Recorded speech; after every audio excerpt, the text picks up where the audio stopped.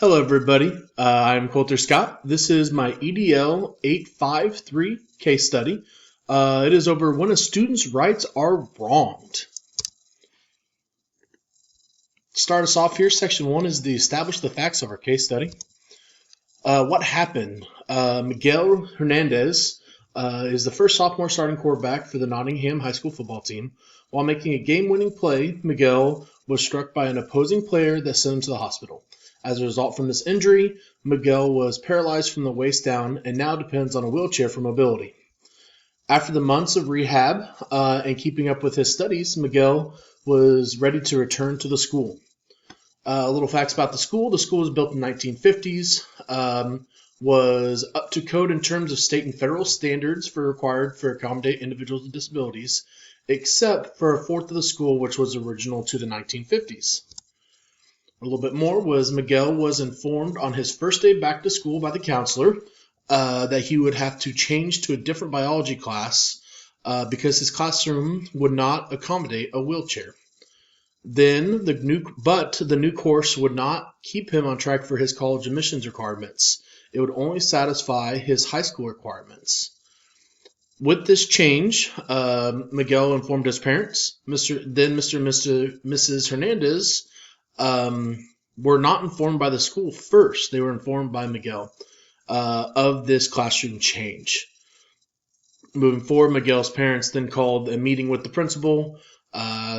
Towards the end of the meeting between mom and the principal, they were brought in. The dad brought in an attorney. In this case, I will be acting as principal for the Nottingham High School and overseeing the situation. Where the situation happened was within the Dover Unified School District at Nottingham High School, and the basis is the biology classrooms. When Miguel's injury happened within the first couple months of Miguel's sophomore year, his return was a few months later, which would put it around the second semester of his sophomore year.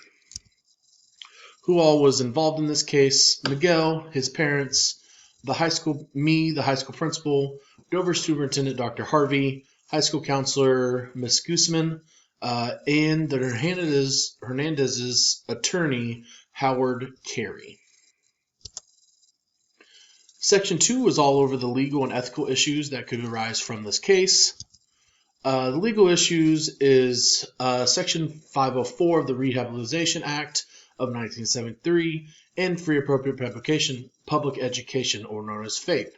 Americans with Disabilities Act, ADA, Individuals with Disabilities Education Act, IDEA, Least Restrictive Environment, and there could be some legal issues about injury. The injury did happen during a school function or activity. Ethical issues was with the change of classroom placement. It is not an inclusive environment, does not invite for all. No meeting was set up to discuss Miguel's return to school and the changes that could happen and would happen that take place for this to be successful.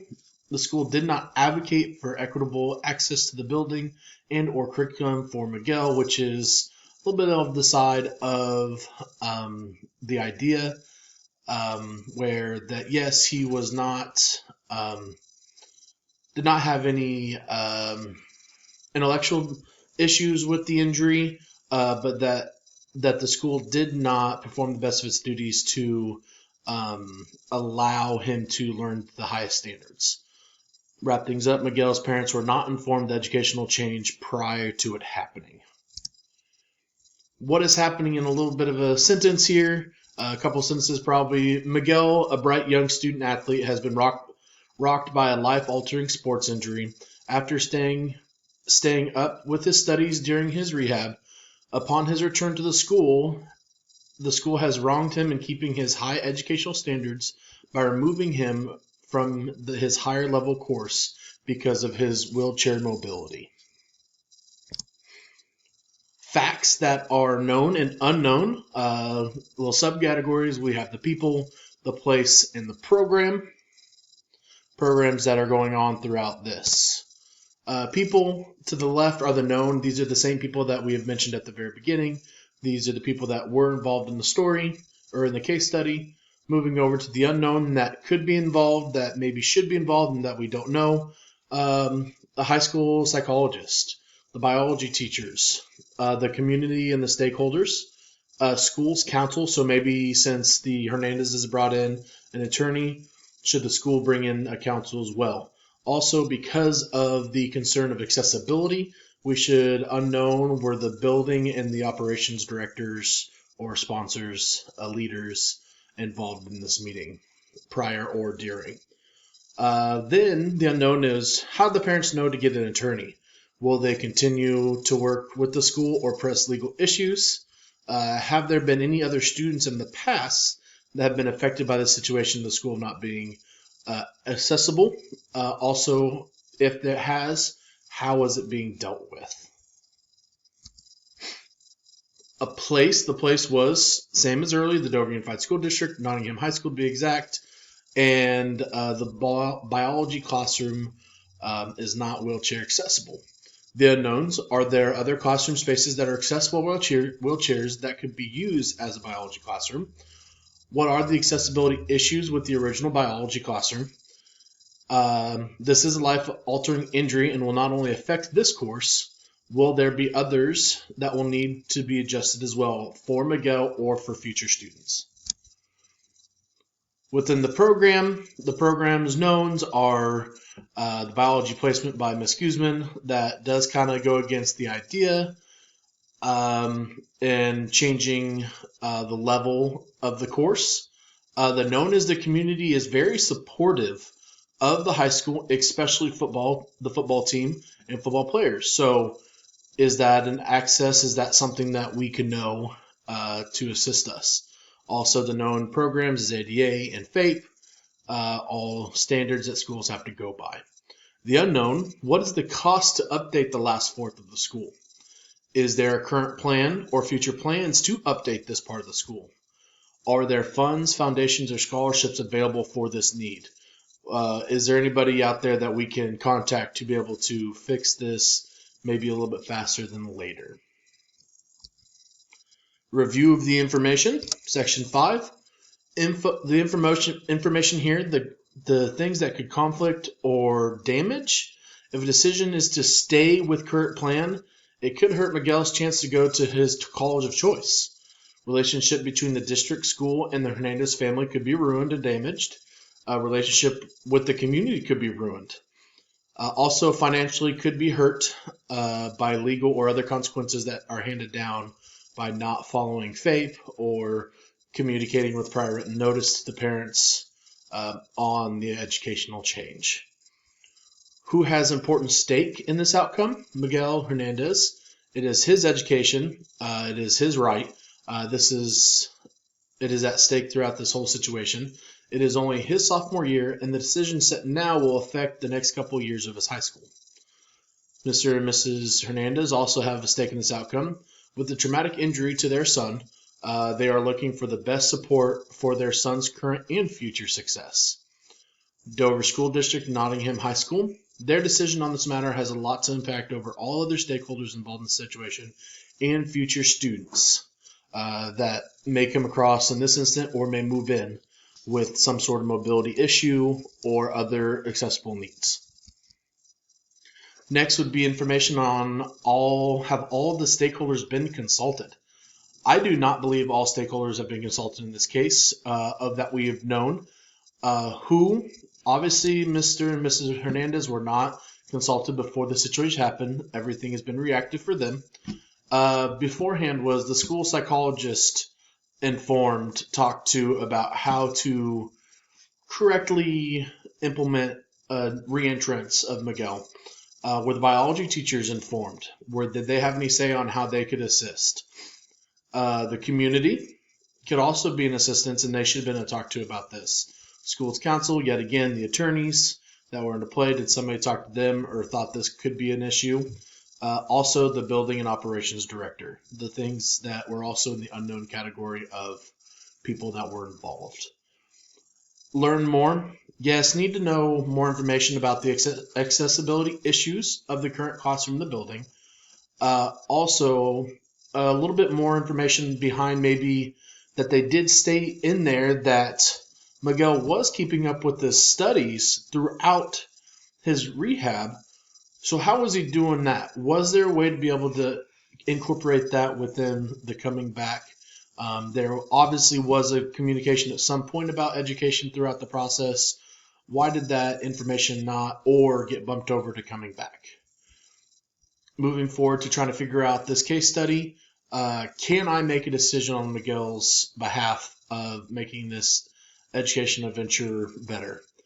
Based off of the current information that I can. Yes, it would be helpful if there was a little bit more information, but currently I could develop a supportive, equitable, and inclusive school culture.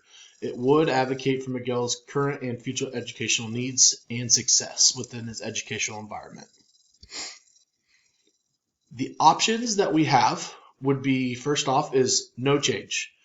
Discuss with Miguel and his parents that staying in this new biology course is the only choice based off the current accessibility space and the funds that are available. Second option would be provide an alternative course. Discuss with Miguel and his parents about staying with the same plan, was going through the rehab, assigning work to do on his own, online video calls, or working with a local college to assist with providing the course that would be equal or better than the one needed for the post-secondary requirements. And then option 3 would be relocate current biology course.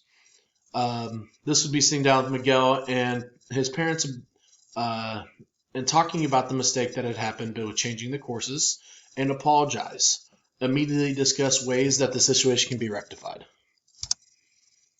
Then we're going to evaluate those 3 options. Pros and cons of these options would be the first option of no change would be the pro in this. In the long run, there really is no pros. It would be the easiest choice for time, money, and effort. Con, it is not compliant of any of the national standards that we have discussed already in the programs of ADA, IDEA, Least Restricted Environment, 504s, or FAPE. Legal issues everywhere based off of those things listed above. Then not allowing Miguel to learn to the best of his abilities. All cons. This is not being equitable. This is not being fair to any of the other students, inclusive, especially Miguel and his family. Option 2, provide an alternative course. Pro, stays along with the course. Course will be equal or better than the requirements needed. Possibly go at Miguel's pace. Con, could be costly to the school. Still does not meet the requirements for IDEA, LRE, and FAPE. Miguel will not be in class with his peers, so still not incorporating everything that really has been shown to improve students' learning. Last option would be the relocate current biology course. The pro to this would be meets all the legal and ethical issues, keeps Miguel on track with his college requirements, stays in class with his peers and his academic level. Con, relocating the course would disrupt the teacher and the rest of the classmates. The new room may not have all the equipment needed for the biology class at this time. It is not the most convenient on time and money. The best option would be to relocate current biology class. This would be the immediate best choice for all parties involved, no matter what. Even though in the short term it could be a bit unorganized, chaotic, and take some time for everyone to settle into a new work environment, it is best option for all the stakeholders. Implementing this plan of relocation and other things. Right now, we need to have a meeting with Superintendent Hernandez's, possibly the attorney, the school's council, building and operations, Miguel's educational team, and start off by apologizing for the mistake that has been made, to hopefully rectify everything before anything gets out of hand, and saying that, sorry, we made a mistake, and this is how we need to fix it. Within this meeting, we're going to discuss about the importance of Miguel's learning and how to make sure they understand that his family understands he is valuable and included while he is here at Dover, within the Dover School District and at the Nottingham High School. During the meeting, we're going to talk about the options that can be made to rectify the accessibility issues for the immediate future so that Miguel can access his biology class. We're going to gain knowledge and have open dialogue with all stakeholders, especially the ones that are mentioned above, and then how we can involve the ones that are outside the school district. We're going to talk with the parents and create the 504 plan for Miguel, involve the parents, involve his educational to promote the best educational success and how we can move along from this. Then we're going to meet with everybody after a plan has been agreed upon, and we're going to implement it with them and making sure everybody understands what's happening. After that, we are going to be able to prevent the situation from happening again, we still need to follow up with Miguel. It's only his sophomore year. This will be going on again. We need to meet up with his parents moving forward to make sure we communicate with them and be as transparent as possible about situations that may arise involving him in situations at the school. Meet and discuss with the district representatives about the situation and how we can avoid it in the future. We need to create a process or guide that could assist in the situation or others like it. Create a team of support. Discuss about if we need to update the Final Fourth in Nottingham High School or what needs to take place to help others better access the school and the curriculum. We also need to make sure that we have trainings over this during the upcoming and future professional learning days over FAPE, IDEA, and other practices around individuals with disabilities. This will be as a district as a whole throughout the year, and each school should have reminder sessions periodically throughout their school year. Here is my reference page. That was my case study over Miguel and his situation at Nottingham High School, and hope everybody has a great night.